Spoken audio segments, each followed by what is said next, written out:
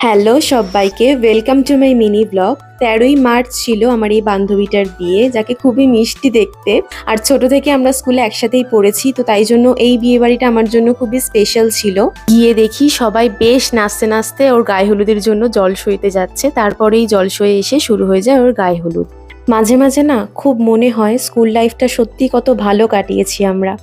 যাই হোক, খেয়ে দিয়ে আমরা বাড়ি চলে আসি। আর আমি না বাড়িতে এসে একটু ঘুমিয়ে পড়েছিলাম। ঘুম থেকে উঠে দেখি পুরো চোখ মুখ ফুলে গেছে। আমি রেডি হয়ে আবার চলে গেছিলাম সন্ধেবেলা ওর বিয়ে দেখার জন্য, আর ওকে খুব মিষ্টি লাগছিল। তারপরেই এই কাকুর কাছে গিয়ে দেখি ফুচকা স্টলে কত রকমের ফুচকা ফুচকা খাওয়ার পর দেখি ওদের বিয়ে শুরু হয়ে গেছে। আর বাঙালি বিয়ে দেখতে আমার সত্যি খুবই ভালো লাগে। ফাইনালি সিঁদুর পরানো হয়ে গেল।